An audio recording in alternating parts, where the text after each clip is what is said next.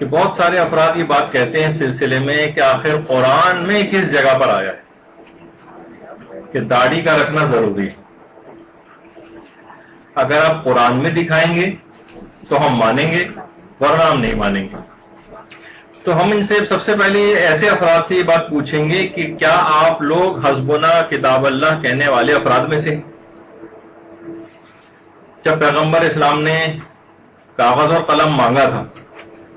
تو بہت سارے اس وقت افراد نے جو کہ اس بات کے خلاف تھے، اس میں سے ایک شخص نے بڑھ کر یہ کہا تھا حسبنا کتاب اللہ، ہمارے لیے کتاب خدا کافی، ہمیں پیغمبر کے کسی فرمان کی ضرورت نہیں. مجالس میں جب اس سلسلے میں آپ کلام کوئی سنتے ہیں اس وقت تو بلند و بانگ نعرے لگاتے ہیں، لیکن جب عملی زندگی آتی ہے تو انہی افراد کے کردار کی پیروی کرنے لگتی. کیا خود قرآن نے یہ بات نہیں کہی کہ وما آتاکم الرسول فخذوہ وما نہاکم عنہ فانتہوا، کہ رسول جو تمہیں دے دیں اسے لے لو اور رسول جس کام سے منع کریں اس سے رک جاؤ. کیا خود قرآن نے یہ بات نہیں کہی؟ تو پیغمبر اسلام نے اگر کسی بات کو روکا ہے کسی کام سے تو کیا آپ ان کی بات کو نہیں مانیں گے؟ یہ تو قرآن کا حکم ہی تو ہے. کیا قرآن نے یہ نہیں کہا کہ اطیعوا اللہ و اطیعوا الرسول و اولی الامر منکم، کہ اللہ کی اطاعت کرو اور اس کے رسول کی اطاعت کرو، اور اولی الامر یعنی امام معصوم کی اطاعت کرو؟ تو اگر انہوں نے کسی چیز کا کوئی حکم دیا ہے تو کیا ہم ان کی اطاعت نہیں کریں گے؟ ان کی اطاعت کا حکم ایسے ہی ہے جیسے قرآن نے اس کے اوپر حکم دے رکھا ہے پہلے سے. وما ينطق عن الهوى ان هو الا وحی یوحی، کہ اپنی مرضی سے کوئی بات کہتے ہی نہیں، نہ رسول کہتا ہے نہ امام کہتا ہے، کہ جو کچھ کہتے ہیں یہ وحی پروردگار ہوتی. تو اگر ہم کوئی حدیث آپ کو دکھائیں گے تو کیا آپ ان کی بات کو نہیں مانیں گے؟ جبکہ قرآن خود کہہ رہا ہے کہ اپنی خواہش نفس سے کوئی بات کرتے ہی نہیں. اور کیا پیغمبر یہ نہیں کہہ کے گئے کہ انی تارک فیکم الثقلین، کہ میں دو برابر وزن کی چیزیں تمہارے پاس چھوڑ کر جا رہا ہوں، کتاب خدا اور میرے اطرت و اہل بیت. اگر اب امام کی کوئی حدیث ہم آپ کو دکھائیں تو کیا آپ نہیں مانیں گے؟ تو دیکھیے یہ وہ ہستیاں ہیں جن کا قرآن سے ازلی رشتہ ہے، وہ اگر کسی چیز کا حکم دیں تو کیا آپ اس کو نہیں مانیں گے؟ یعنی آپ کہہ رہے ہیں کہ ہمیں قرآن صامت کی کوئی آیت چاہیے، قرآن ناطق جو بولنے والا قرآن ہے رسول اور ائمہ، ہم ان کی بات کو نہیں مانیں گے. دیکھیے یہ جو قرآن ہے نا، قرآن کے متعلق یہ بات کہی جاتی ہے کہ قرآن میں فقہ ہے لیکن قرآن فقہ کی کتاب نہیں. قرآن میں عقائد ہیں لیکن قرآن عقائد کی کتاب نہیں. قرآن میں تاریخ ہے لیکن قرآن تاریخ کی کتاب نہیں. قرآن میں جغرافیہ ہے لیکن قرآن جغرافی کی کتاب نہیں. قرآن میں طب ہے لیکن قرآن طب کی کتاب نہیں. قرآن میں فصاحت و بلاغت ہے لیکن قرآن جو ہے وہ گرامر کی کتاب نہیں. قرآن کا کام ہے انسان کا دماغ بنانا کہ وہ رسول اور امام کے ہر حکم کو ماننے کے لیے تیار ہو جائے. اب کتنی چیزیں ایسی ہیں جن کا قرآن میں کوئی تذکرہ نہیں لیکن وہ سنت سے ثابت ہے. لہذا دو برابر وزن کی جو چیزیں کتاب خدا اور سنت رسول و ائمہ، یہ دو چیزیں ایسی ہیں، یہ دو برابر وزن کی چیزیں. اگر کوئی چیز قرآن میں نہیں ہے لیکن سنت سے ثابت ہے تو اس کو بھی لینا پڑے گا. تو اگر آپ قرآن سے الگ کر کے اطرت کو الگ کر دیں گے اور حدیث کو نہیں لیں گے تو ناقص اسلام آپ کے پاس آئے گا، بلکہ اسلام رہ ہی نہیں جائے گا. تو کتنی قرآن کی دیکھیے آیتیں بھی ایسی کہ جس کے اندر یہ بات کہی گئی ہے کہ رسول اگر کوئی فیصلہ دے دے تو خبردار دل میں ذرا سی تنگی بھی محسوس نہیں کرنا، یا تو صریحاً مخالفت کے اوپر کمر بستہ ہوا جاتا ہے، جبکہ قرآن کہہ رہا ہے کہ ذرا سی تنگی بھی دل کے اندر جو ہے وہ محسوس نہ کرو. اچھا، اب قرآن تو یہ کہہ رہا ہے کہ من یطیع الرسول فقد اطاع اللہ، جو کوئی بھی رسول کی اطاعت کرتا ہے ایسے ہی جیسے اس نے خدا کی اطاعت کی. تو اگر ہم کوئی آپ کو حدیث رسول دکھائیں تو وہ آپ کیوں نہیں مانیں گے، جبکہ خود قرآن کہہ رہا ہے کہ رسول کی اطاعت اللہ ہی کی اطاعت ہے. اور مثلا اگر قرآن یہ کہے کہ اگر تم اللہ سے محبت کرتے ہو تو تمہیں رسول کی اتباع کرنا پڑے گی، یعنی رسول کی اتباع کو آپ کہاں چھوڑے جا رہے ہیں؟ کیا آپ کو صرف کیا آپ شیطانی توحید طرح کا کوئی نظریہ رکھتے ہیں؟ شیطان بھی تو دیکھیے یہی کہہ رہا تھا پروردگار تیرے حکم کو مانوں گا لیکن میں اس کو آدم کو سجدہ نہیں کروں.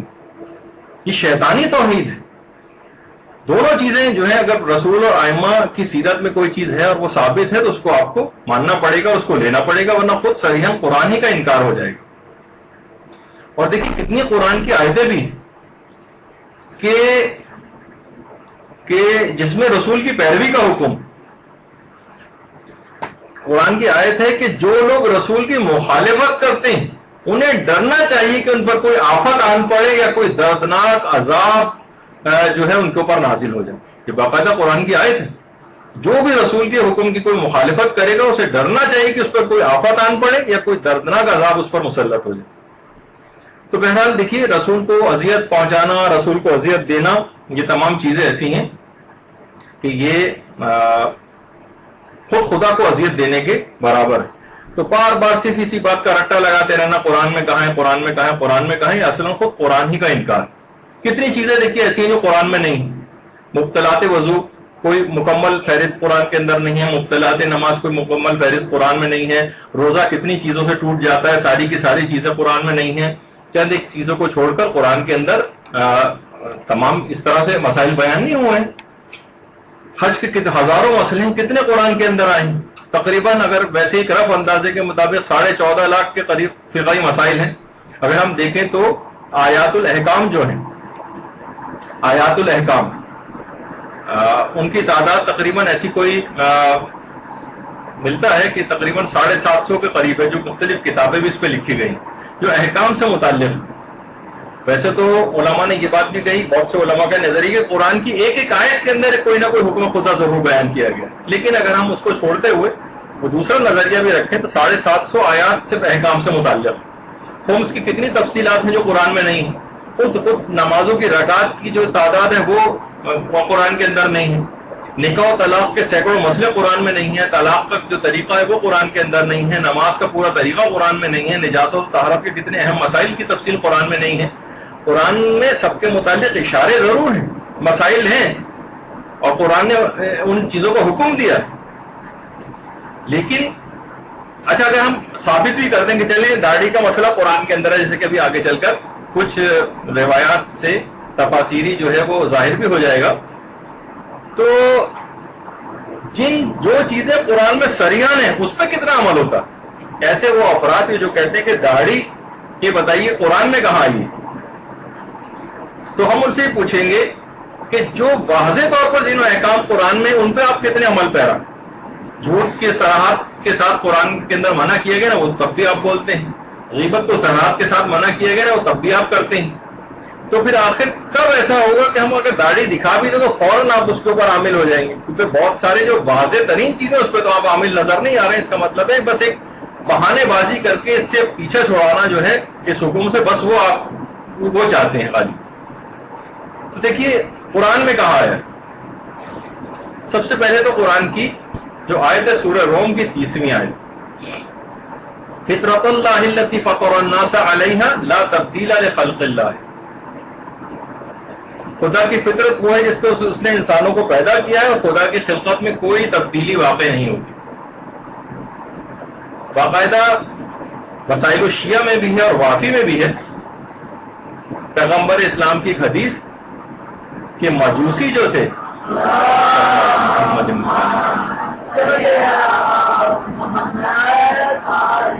کہ مجوسی اپنی داڑھیوں کو مونڈا کرتے تھے اور اپنی مونچھوں کو بڑھایا کرتے تھے، اور ہم اپنی مونچھوں کو ترشواتے ہیں اور اپنی داڑھی کو بڑھاتے ہیں، وہی الفطرہ، اور یہ وہی فطرت ہے جس کا قرآن نے حکم دیا۔ ابھی فطرت اللہ التی فطر الناس علیہا والی جو آیت تھی، پیغمبر نے کہا یہی فطرت، یہ داڑھی کو بڑھانا اور مونچھوں کا ترشوانا۔ مونچھوں کے سلسلے میں بھی آگے چل کر اس کا حکم بھی بیان ہوگا کہ اس میں قدن کیا مراد ہے، اس سے پوری صاف کرنا مراد نہیں ہے،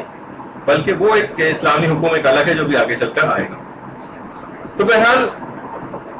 اور یہ بھی بات کہی گئی ہے، تو دوسری آیت اس سلسلے میں جو شیطان کا قول جو ہے پروردگار نے نقل کیا ہے سورہ نساء کی آیت نمبر 119 میں، وَلَا أُضِلَّنَّهُمْ وَلَا أُمَنِّيَنَّهُمْ وَلَا أَمُرَنَّهُمْ فَلَا يُبَتِّكُنَّ آذَانَ الْأَنْعَامِ وَلَا أَمُرَنَّهُمْ فَلَا يُغَيِّرُنَّ خَلْقَ اللَّهِ۔ شیطان نے کہا کہ میں ان لوگوں کو گمراہ کروں گا، میں ان کے دل میں خواہشات نفسانی کو پیدا کروں گا اور میں ان کو حکم دوں گا کہ یہ جانوروں کے چوپایوں کے کانوں کو چیر ڈالیں اور میں ان کو حکم دوں گا کہ خدا کی خلقت میں تبدیلی کو پیدا کریں. یہ قرآن کی ایک آیت ہے. اب یہاں پہ فلا یغیرن خلق اللہ، اس میں علماء نے اس پہ بحث کی کہ تغیر خلقت سے کیا مراد. تغیر خلقت، بہت سے علماء نے اس کی تفسیر بیان کی کہ اس سے مراد شرعی احکامات کے اندر تغیر و تبدل اس سے مراد، اور کچھ علماء نے اس بات کا بھی اشارہ کیا کہ اس سے مراد داڑھی کا موننا ہے. پروردگار نے داڑھی کو رکھا ہے، اب جو داڑھی مونتا ہے، بہت سی روایات سے وافی میں بھی ہے، حدائق الناظرہ میں بھی ہے کہ اس سے مراد داڑھی کا موننا ہے. تو روایات سے بھی یہ بات جو ہے وہ پتہ چلتی. اسی طرح سے جو تیسری آیت ہے اس سلسلے میں، تیسری آیت وہ سورہ نساء کی 125ویں آیت ہے. وَاتَّبَعَ مِلَّةَ إِبْرَاهِيمَ حَنِيفًا، رسول کو حکم ہے کہ رسول تم کو ابراہیم حنیف کے آئین کی پیروی کرنا. تفسیر امی میں ہے کہ اس کے اندر 10 چیزیں شامل تھیں. 10 چیزیں شامل تھی کہ جو پیغمبر اسلام کو حکم تھا کہ جو حضرت ابراہیم کرتے آئیں یہ ان کو تم کو بھی حضرت ابراہیم کے آئین کی پیروی کرنا. وَإِعْفَاءُ اللِّحَىٰ، اس میں ایک چیز ہے جو میں پوری حدیث اس وجہ سے نہیں پڑھ رہا ہوں کہ جو ہمارے موضوع سے متعلق ہے تاکہ وقت کم ہے ہمارے پاس. اس میں ایک ہے اپنی داڑھی کو بڑھانا، یہ حضرت ابراہیم کی اس میں شامل سنت کہ پیغمبر اسلام کو بھی اس بات کا حکم ملا کہ رسول تم کو ابراہیم حنیف کے آئین کی پیروی کرنا. اچھا، بہت ساری روایات سے بھی یہ بات ثابت ہوتی،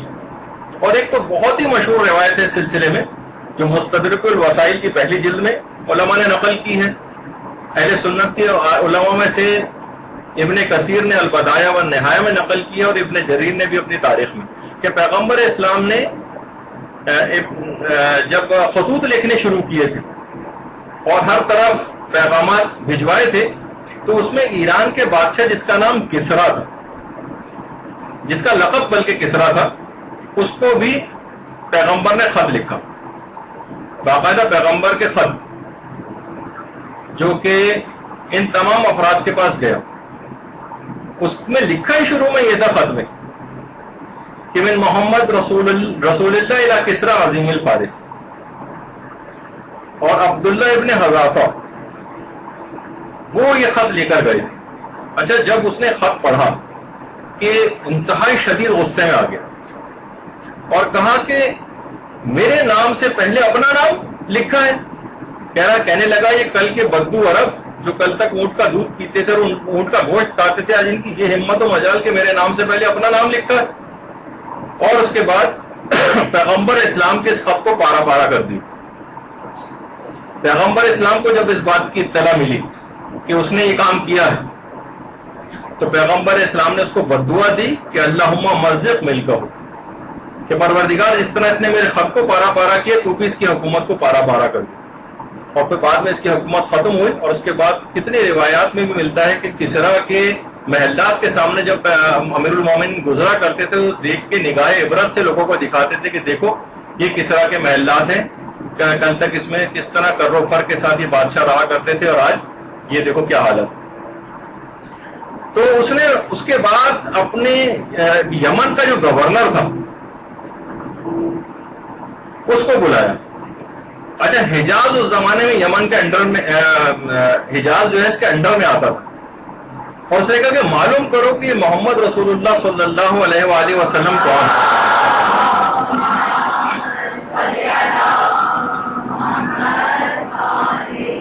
اس گورنر کا نام تھا بازان. اس نے جو ہے وہ بازان کو بلایا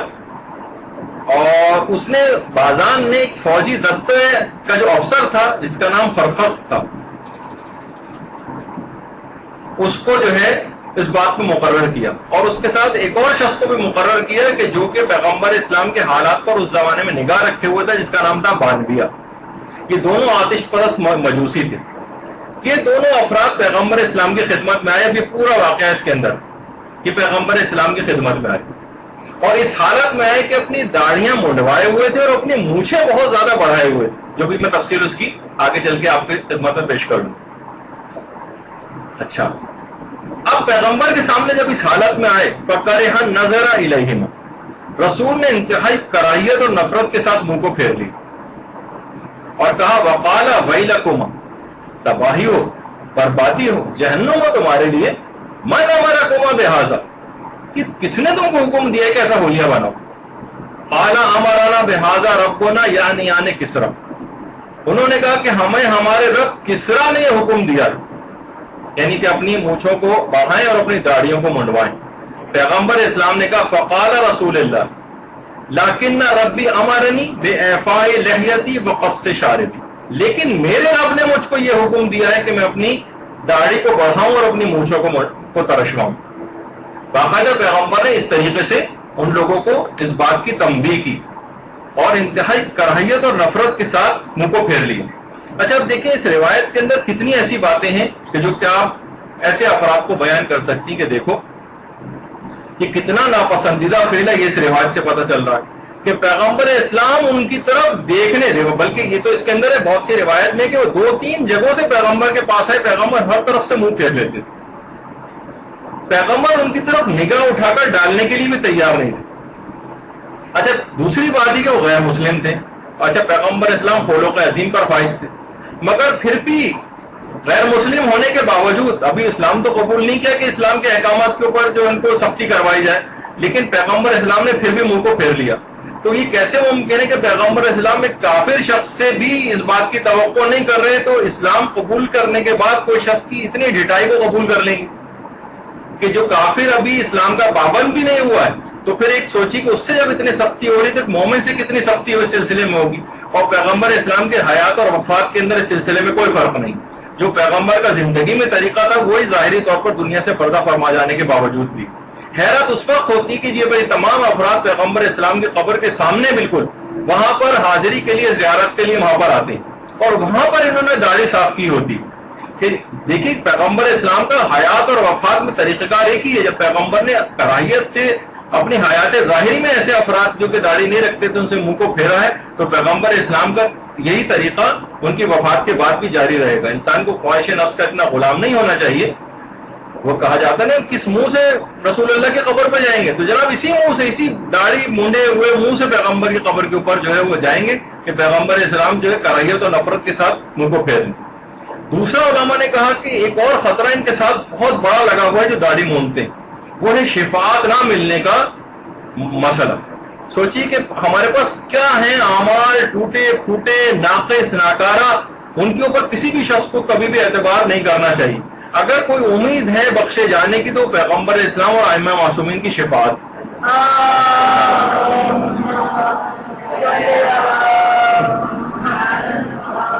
اور اگر آپ یہ سوچیے کہ اس وقت پیغمبر اسلام نے منہ پھیر لیا جس وقت شفاعت کرنی ہوئی، تو شفاعت نہ ملنے کا سوچیے یقینی طور پر اس کا مطلب ہے کہ اخروی بربادی ہماری ہو جائے گی۔ تو کیوں ہم ایسی خطرناک ایک چیز کو اپنے ساتھ لے کر جائیں گے جس کے متعلق کبھی امکان ہے، جب پیغمبر زندگی میں منہ کو پھیر رہے ہیں تو اگر شفاعت کے موقع پر بھی منہ کو پھیر لیا تو ہماری اس وقت کیا حالت ہو۔ اچھا اب دوسری بات یہ ہے جس میں آگے ہم جو چیز ذکر کر رہے ہیں کہ یہ طریقہ موجوسیوں کا ہے، یہ مشرکوں کا طریقہ کار ہے جو کہ مسلمان جس کو اڈاپٹ کرتے چلے جا رہے ہیں۔ اچھا ان کا بھی جملے یاد رکھے، انہوں نے کیا کہا کہ ہمارے رب نے ہمیں حکم دیا۔ علماء فرماتے ہیں کہ وہ کفار و مشرکین تو اپنے رب کے احکامات کے اتنے پابند ہوں،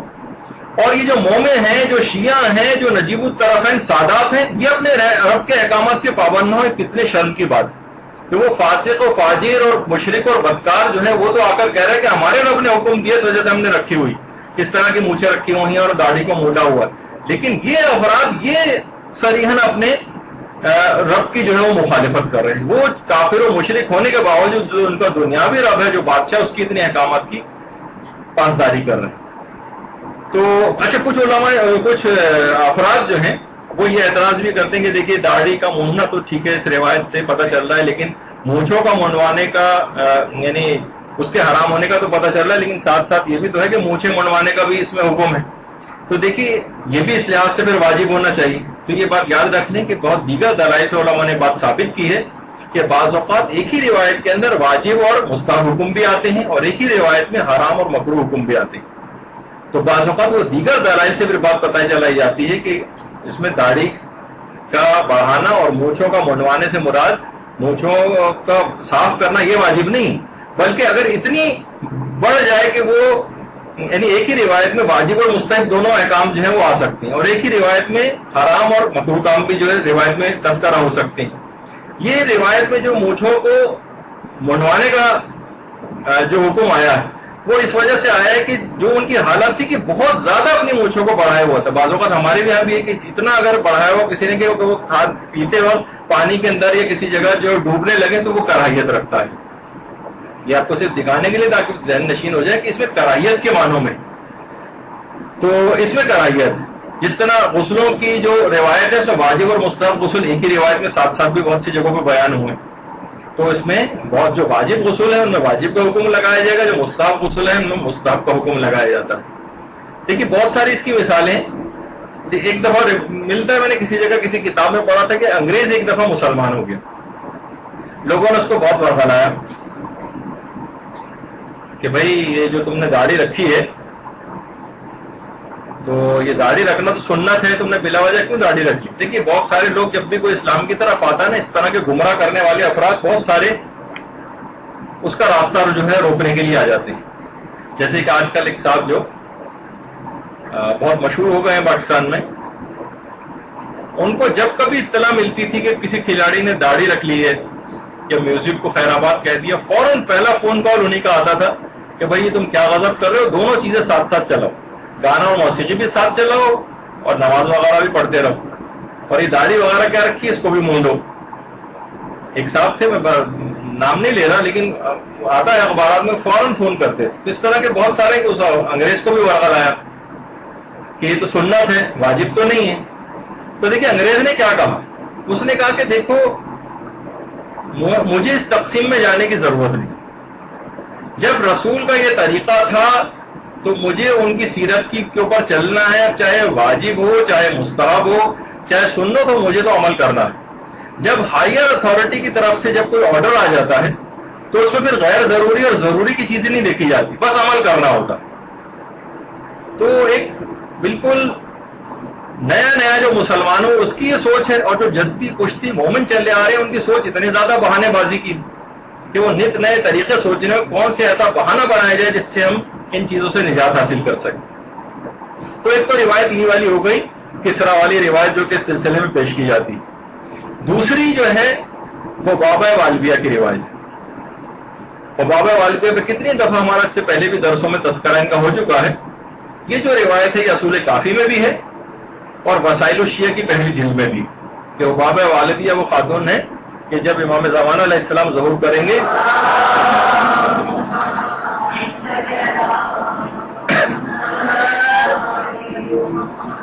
تو وہ بابا جو ہے امام کی انصار میں شامل ہوں. وہ بابا کہتی ہیں، روایت کے اندر ملتا ہے، کافی میں بھی یہ روایت ہے، وہ بابا کہتی ہیں میں نے امیر المومنین کو دیکھا کہ جو ہے وہ امیر المومنین ایک دفعہ بازار میں آئے تو ان کے ہاتھ میں ایک درہ بھی تھا، درہ تھا. وہاں جو افراد بھی بغیر چھلکے کی مچھلیاں بیچ رہے تھے، امیر المومنین ان کو ایک درہ مارتے تھے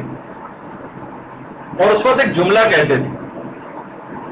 کہ اے بنی اسرائیل کے مسخ شدہ اور جند بنی مروان کے بیچنے والوں، اور ایک درہ مارتے تھے. فرات ابن احنف امیر المومنین کی صحابی ہیں روایت میں، وہ کھڑے ہو گئے اور کہنے لگے کہ یا امیر المومنین یہ آپ جند بنی مروان سے کیا مراد؟ امام نے فرمایا یہ وہ قومیں تھیں جو اپنے داڑھیوں کو مونتی تھیں اور اپنی مونچھوں کو بڑھاتی تھیں جس کی پاداش میں یہ مسخ کر دی گئی. باقاعدہ وسائل الشیعہ میں بھی ہے، اصول کافی میں بھی ہے، اتنی روایت ان کتابوں کے اندر یہ روایت ہے. بار بار امیر المومنین یہ والا جملہ کہتے تھے کہ بنی اسرائیل کے مسخ شدہ اور جند بنی مروان کے بیچنے والوں، اور کوڑا مارتے تھے. جب انہوں نے پوچھا کہ مولا اس سے کیا مراد ہے تو امیر المومنین نے فرمایا کہ وہ قومیں تھیں جو اپنی داڑھیوں کو مونتی تھیں اور مونچھوں کو بڑھاتی تھیں جس کی پاداش میں یہ مسخ کر دی گئی. اچھا، علامہ مجلسی اول جو تقی مجلسی، علامہ باقر مجلسی کے جو والد تھے، انہوں نے روضۃ المتقین میں بھی اس روایت کو نقل کیا اور وہی الفاظ ہیں اس کے اندر بھی کہ وہ قومیں تھیں جو داڑھی کو مونتی تھیں اور مونچھوں کو بڑھاتی تھیں جس کی وجہ سے مسخ کر دی گئی. اچھا علماء یہ بات بھی بیان فرماتے ہیں کہ دیکھیے عذاب خدا ہمیشہ کبیرہ گناہ کے اوپر آیا کرتا ہے، گناہ نے کبیرہ پر، صغیرہ پر کبھی بھی عذاب خدا نہیں آتا۔ باقاعدہ یہ ممسوخات جو مسخ ہو گئی ہیں قومیں، یہ فقط چند روز تک ان کی نسل باقی رہی تھی، اس کے بعد یہ سب کے سب لوگ مر گئے تھے۔ یہ جو بندر کی شکل میں تبدیل ہوئے تھے اور جتنے بھی مسخ ہو کر تبدیل ہوئے افراد، وہ تو نسلیں بہت جلد ختم ہو گئی، چند دنوں کے اندر اندر سب ختم ہو گئے، مر گئے۔ اس کے بعد انہی کی شکل پر عبرت کے لیے پروردگار نے ان جانوروں کو خلق کیا، اچھا تاکہ لوگوں کے سامنے رہے کہ اچھا بغیر چھلکے کی مچھلی دیکھ کے آپ کو گناہ یاد آ جائے کہ یہ وہ قومیں تھی کہ جو کہ داڑھی مونڈنے کی وجہ سے مسخ کر دی گئی، تو انسان اس گناہ سے اپنے آپ کو بچائے۔ بندر جو بنے ہیں، جو سور بنے ہیں، جو ہاتھی بنے ہیں، ان کو دیکھ ان سب کی روایت میں کہ کیسے کیسے چیزیں مسخ ہوئیں، کن کن گناہوں کی پاداش ہوئی۔ جب بھی ملتا ہے یہ ممسوخات کا پورا ایک چیپٹر ہے، تفصیل طلب ہے کافی، لیکن روایات میں ملتا ہے کہ بنو امیہ کے جو ظالمین ہیں، روایت میں یہ بات آئی کہ ہمیشہ چھپکلی کی صورت میں مسخ ہو کر مرتے ہیں۔ بنو امیہ کے ظالم مسخ ہو کر چھپکلی کی صورت میں، اور اصول کافی کی 8ویں جلد میں باقاعدہ عبد الملک ابن مروان کے متعلق ہے کہ جب یہ مرا تھا تو مینڈک کی صورت میں مسخ ہو کے مرا تھا عبد الملک ابن مروان۔ مسائل کی جو پہلی جلد ہے اس میں باقاعدہ عمر سعد کے متعلق یہ بات لکھی کہ مرنے سے پہلے وہ بندر کی صورت میں مسخ ہو کے مرا تھا، اور اس کے گردن میں زنجیر بھی بندھی ہوئی تھی، عمر ابن سعد۔ تو لہٰذا انسان کو دیکھیے چاہیے کہ ایسی صورت بنائے وہ کہ جیسی پروردگار نے اس کو آسن تقویم پر خلق کیا ہے، وہ مسخ ہو کر ممسوخات یعنی جن کے اوپر عذاب خدا ہے ان جیسی شکلیں کیوں بنانا چاہتا ہے؟ بہترین کی شکل و صورت جس پر پروردگار نے اس کو پیدا کیا، اس کو چھوڑ کر جو مسخ شدہ قومیں ہیں ان جیسی شکل بنا رہا ہے، کتنے افسوس کا مقام ہے۔ تو باقاعدہ روایت میں بھی یہ بات آئی کہ یہ مجوسیوں کا طریقہ کار ہے، کہ پیغمبر اسلام نے یہ بات مسائل الشیعہ میں بھی ہے کہ پیغمبر نے فرمایا کہ اپنی داڑھیوں کو بڑھاؤ اور اپنی مونچھوں کو ترشواؤ، ولا تشبہوا بالمجوس، اور مجوسیوں سے شباہت اختیار نہ کرو، مجوسیوں سے شباہت اختیار کرنا۔ مسائل الشیعہ میں بھی ہے، معانی الاخبار میں بھی شیخ صدوق نے لکھا ہے، اور بعض جگہوں کے اوپر ولا تشبہوا بالیہود بھی آیا، یعنی یہی پورا روایت ہے کہ اپنی مونچھوں کو ترشواؤ اور اپنی داڑھیوں کو بڑھاؤ، ولا تشبہوا بالیہود، اور یہودیوں سے مماثلت تشبہ اختیار نہ کرو، ان جیسی شکل و صورت اپنی نہ بناؤ،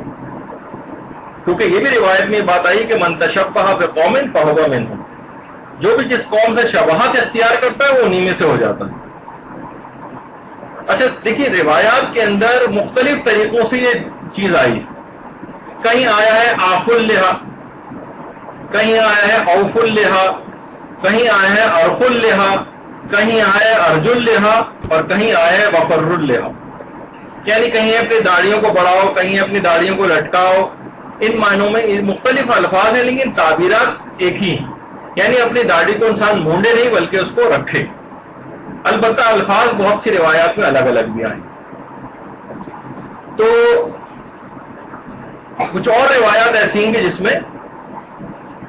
پیغمبر نے بات فرمائی کہ لیس منا من حلق، اب اتنا وقت نہیں ہے کہ پورا پڑھے، لیکن جو ہمارے اس سے متعلق ہے کہ اس شخص کا ہم سے کوئی تعلق نہیں جو اپنی داڑھی کو مونتا ہے۔ علماء نے کہا کہ پیغمبر اگر یہ جملہ استعمال کرے لیس منی، اس کا مجھ سے کوئی تعلق نہیں، تو اس کا مطلب مسلمان رہتا ہے البتہ بہت بڑا گناہ گار، لیکن اگر یہ جملہ اگر روایتوں میں آتا ہے لیس منا، اس کا ہم سے کوئی تعلق نہیں، اس کا مطلب ہے کہ بعض حالات میں وہ دائرہ اسلام سے بھی خارج سمجھا جاتا ہے۔ تو بہرحال یہ نہیں کہ بیانے یہ حکم ہم لگا کے کسی کو کافر قرار دیتے ہیں، لیکن یہ کہ ایسا ہی تم نے کام کر لیا جیسے کافر کام کرتے ہیں۔ تو یہ تک روایات کے اندر اس طرح سے یہ چیزیں آئیں۔ اور ایک اور روایت جو کہ امام حسن علیہ الصلوۃ والسلام سے،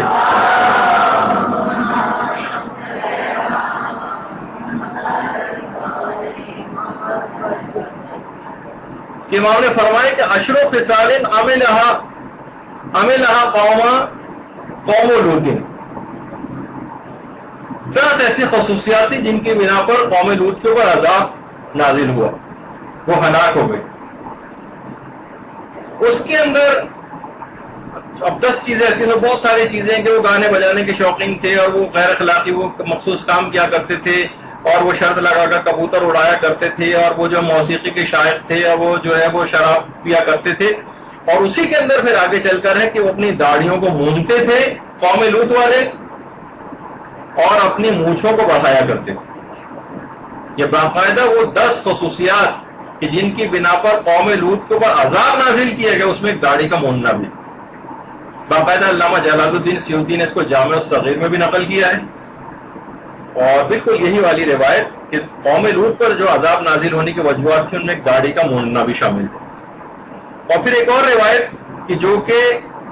امیر المومنین علی بن ابی طالب علیہ الصلوۃ والسلام سے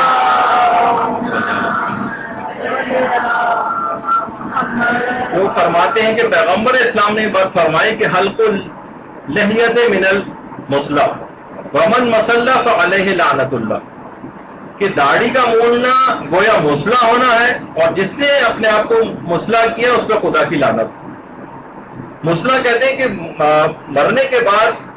جب لوگ قتل کر دیتے تھے اپنے دشمن کو تو اس کے بعد اس کے کان ناک کاٹ دیا کرتے تھے، اس کو مصلح کرنا کہلاتا. تو پیغمبر اسلام نے فرمایا کہ داڑھی کا موننا ایسے ہی جیسے مصلح ہونا، جیسے مردے کا جو شکل بگاڑ دی جاتی، اور جس نے اپنی اس طرح کی شکل بگاڑی اس پر خدا کی لعنت. تو باقاعدہ یہ بھی روایات کے اندر یہ بات آئی.